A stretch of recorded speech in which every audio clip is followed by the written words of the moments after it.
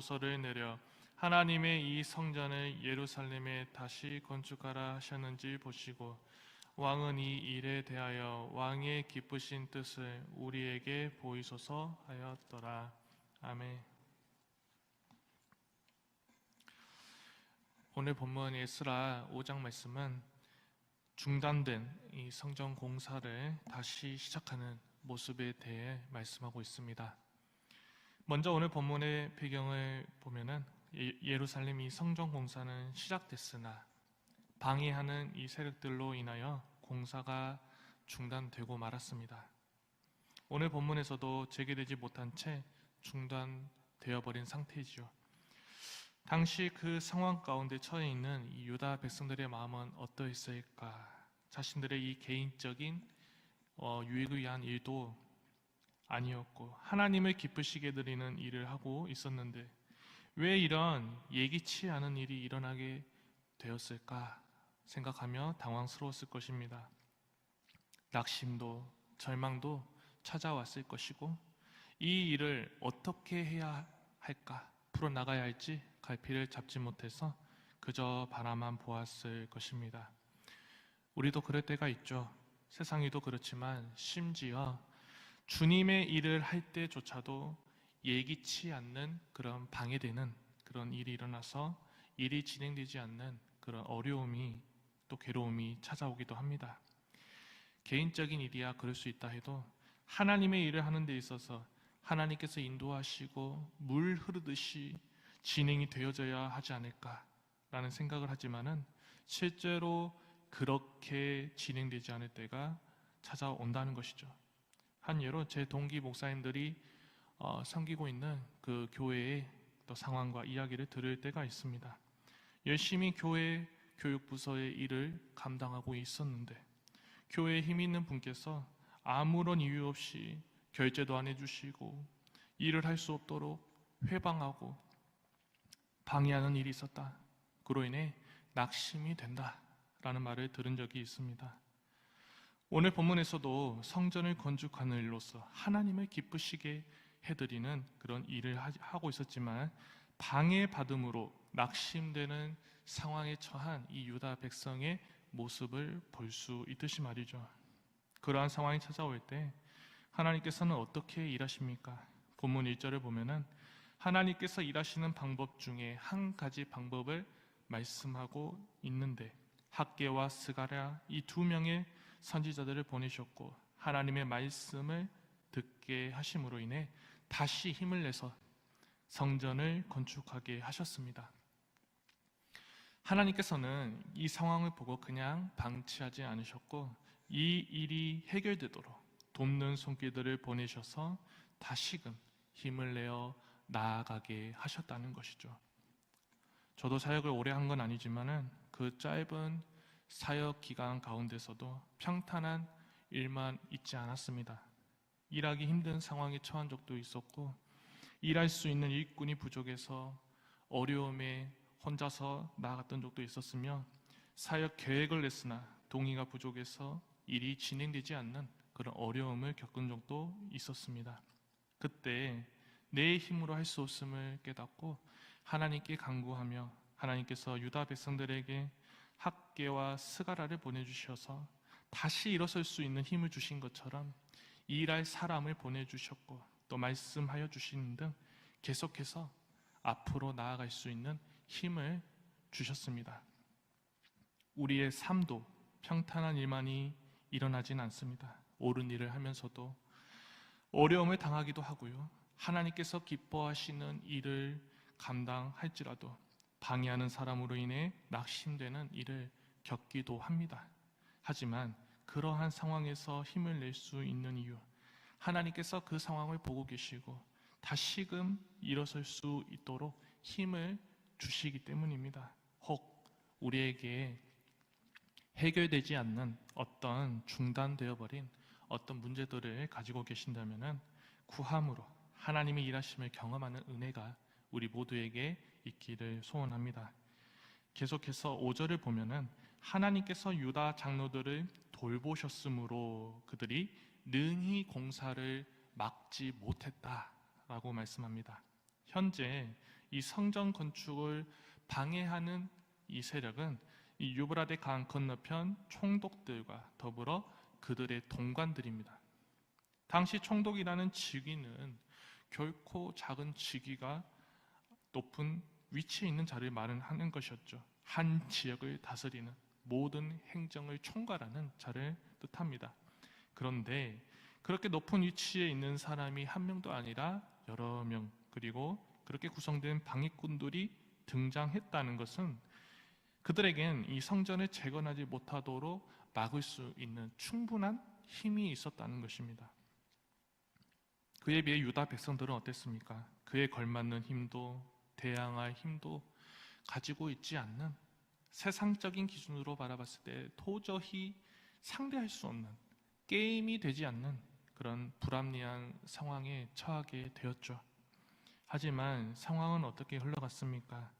방해자들의 온갖 방해가 이루어졌지만 그들이 능히 성전 공사를 막지 못했고, 결국엔 이 일이 다리오 왕에게 알려져서 답장이 오기를 기다리는 그런 상황으로 이렇게 나아가게 되었다라고 말씀하고 있어요.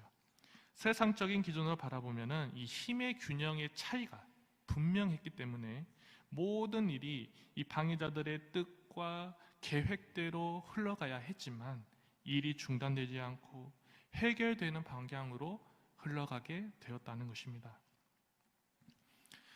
다른 이유가 아니라 상황과 능력, 환경을 뛰어넘어 일하시는 이 하나님의 돌보심, 그리고 인간의 시선과 생각으로는 상상할 수 없는 그런 방법으로 일하시는 하나님의 그 크신 능력으로 인해, 그리고 하나님의 이 선지자들의 메시지를 믿음으로 받아들이고 또 그 믿음으로 나아간 이 유다 백성들의 믿음으로 인해 그 처한 상황이 놀랍게 반전될 수 있었던 것입니다. 우리의 많고 많은 문제들 가운데 모든 문제를 내 힘으로 해결할 수가 없습니다. 하지만 먼저 하나님을 온전히 믿음으로 나아가고 또 내어 맡길 때 하나님께서는 자신의 방법으로 해결해 가시는 것입니다. 암탉이 자신의 새끼를 품듯이 하나님의 일하심을 믿는 믿음을 가지고 하나님의 품 안에 내가 거할 때 하나님께서는 능력의 손으로 그 상황을 놀랍게 해결해 가십니다. 우리 또한 믿고 맡기는 자가 되어 하나님의 일하심을 경험하는 하루하루의 삶이 되시기를 소망합니다. 만군의 여호와께서 말씀하시되 이는 힘으로 되지 아니하며 능력으로 되지 아니하고 오직 나의 영으로 되느니라. 계속해서 9절에서 16절을 보면은 다뜨네와 스달보스네가 다리오 왕께 쓴 이 편지의 내용이 나옵니다. 그 편지의 내용 중에는 유다 장로들의 대답이 나오는데요. 왜 자신들이 성전을 건축하고 있는지, 과거에 어떤 일로 인해 이 성전이 무너지게 되었는지에 대해 말씀합니다. 즉, 유다 자신들이 망한 이유, 그 이유는 자신들과 이 조상들의 죄 때문이다 라는 것을 말씀합니다. 당시 유다 왕과 더불어 유다 백성들, 하나님의 뜻에 위배되는 수많은 악을 행했습니다. 온 인류의 역사의 주관자가 되시는 하나님을 섬기지 않고 헛된 우상을 섬기며 교만하며 악을 서슴없이 행했죠. 참된 신이신 하나님을 잊어버렸습니다. 하나님을 기억하지 못하는 데까지 나아가서 하나님의 심판을 받게 되었습니다. 하지만 오늘 본문 8절을 보면은 그들의 달라진 모습에 대해 이렇게 말씀합니다. 성전을 큰 돌로 세우며 벽에 나무를 얹고 부지런히 일함으로 그들은 잊어버렸던 하나님을 기억했습니다. 비록 하나님을 떠나는 악을 행하기는 했지만 인간적으로 돌아오기에는 너무나 늦었다고 생각되어지기도 했지만 그들은 다시 하나님께 돌아왔습니다. 이제부터라도 하나님을 의지하며 자신들이 할 수 있는 그 일을 최소한의 방법과 능력으로 지어나갔습니다. 그리고 하나님께서도 이에 응답하셨고 공사가 형통할 수 있도록, 형통하게 진행될 수 있도록 도우셨습니다. 사람은 체면이라는 게 있습니다. 어떠한 잘못을 했을 때 돌아가기에는 너무 늦은 감이 있어서 이제라도 내가 돌아가기에는 너무 면목이 없어서 돌아오지도 못하는 경우가 있습니다. 돌아온다는 건요, 모든 비난을 감수하는 것을 의미하기에, 책임을 지는 것을 의미하기에, 잘못된 길에서 돌아온다는 건 크나큰 용기가 필요하죠. 하지만 사람은 그럴지라도 하나님의 이 긍휼과 인내하심은 사람과 같지 않습니다. 탕자가 집을 나가서 자신의 잘못을 뉘우친 뒤에 회개하는 마음으로 돌아왔을 때 그 즉시 달려나가서 목을 안고 입을 맞추며 측은히 여기셨듯이 돌아오기만 하면은 하나님께서는 다시 일으키시고 회복하시고 다시 자신의 백성으로 자녀로 삼고 응답하여 주시는 것입니다. 혹 내가 죄를 가까이 함으로 하나님과의 관계가 멀어져 있습니까? 그 죄의 벽이 너무나 높아 보여서 하나님께 다시 돌아올 수 없다고 생각이 드시나요? 오늘 본문에서 하나님을 기억하며 성전을 지어나가는 유다 백성의 모습을 기억하기를 원합니다. 다시 돌아올 수 없을 것만 같았던 이 유다 백성을 다시 돌아오게 하셨고 다시 지을 수 없을 것만 같았지만은 다시 하나님의 성전을 지어나가게 하셨으며 그 과정을 하나님께서 도우셨고요, 형통하게 하셨다는 그 사실을 기억하기를 소망합니다. 여호와의 인자와 긍휼이 무궁하심으로 우리가 진멸되지 아니함이니이다. 이것들이 아침마다 새로우니 주의 성실하심이 크시도소이다. 하나님은 우리가 헤아릴 수 없을 정도로 우리의 생각보다 너무나 크신 분이십니다. 언제나 열려있는 그 사랑의 문에 돌아와서 하나님을 찾고 부르며 하나님께로 그 안에 거하는 우리의 성전되는 삶을 살아가는 우리의 모습이 되시기를 소망합니다. 너희는 여호와를 만날 만한 때에 찾으라. 가까이 계실 때에 그를 부르라. 악인은 그의 길을 불의한 자는 그의 생각을 버리고 여호와께로 돌아오라. 그리하면 그가 긍휼히 여기시리라. 우리 하나님께로 돌아오라. 그가 너그럽게 용서하시리라. 기도하겠습니다. 하나님 아버지, 오늘 말씀을 통해 낙심되고 절망되는 이 순간의 순간 나는 어떻게 해야 할지에 대해 깨닫습니다. 나의 삶의 문제와 더불어 하나님의 일을 할 때에도 많은 어려움과 넘어야 할 산이 찾아옵니다. 그때 내 힘으로 하는 게 아니라 하나님의 말씀하시는 그 말씀에 귀를 귀 기울이는 것, 그 말씀의 믿음으로 순종하는 것, 하나님의 일하심을 소망하며 바라보며 나아가는 것이 하나님의 방법으로 이어진다는 것을 깨닫습니다. 하나님을 신뢰하는 믿음을 주시고 더욱더 하나님의 기쁨을 향해 나아가는 우리 모두가 되게 하여 주옵소서. 특별히 내 안에 가지고 있는 이 죄된 모습을 회개하며 다시 하나님 앞에 돌아오게 하시고 하나님께서 베푸시는 긍휼과 사랑을 마음껏 누리며 성전된 삶을 살아가는 우리 모두가 되게 하여 주옵소서. 감사를 드리며 사랑이 많으신 예수님의 이름으로 기도합니다. 아멘.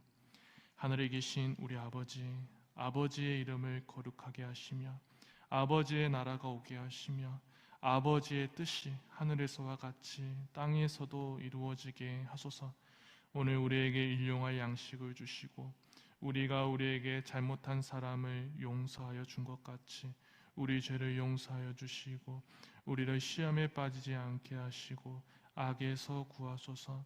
나라와 권능과 영광이 영원히 아버지의 것입니다. 아멘. 이 시간 우리 함께 기도하겠습니다. 언제 어디서든 하나님을 굳게 믿고 신뢰하며 나의 문제를 내어 맡김으로 해결해 나가시는 하나님의 은혜를 경험하게 하소서. 한 주간의 삶을 살아가고 있는데 오늘 하루도 주신 말씀 가운데 승리하는 삶이 되게 해달라고 기도하시고, 특별히 3월 17일, 18일 우리 김양재 목사님께서 말씀을 전하시러 오십니다. 오는 길 안전하게 오실 수 있도록, 그리고 힘과 능력을 덧입혀 주셔서 그 말씀을 통해 누리는 그 은혜가 크게 하시고 우리가 그 말씀을 듣고 회개함으로 하나님께 돌아오는 역사가 있게 해달라고 기도해 주시기 바랍니다. 우리 성도님들의 삶이 늘 평안하기를 소망하고, 또 우리 아픈 하나들 가운데 하나님의 놀라우신 치료하심의 역사와 위로가 있게 해달라고 이 시간 우리 주님의 이름 한번 부르면서 기도하겠습니다. 주여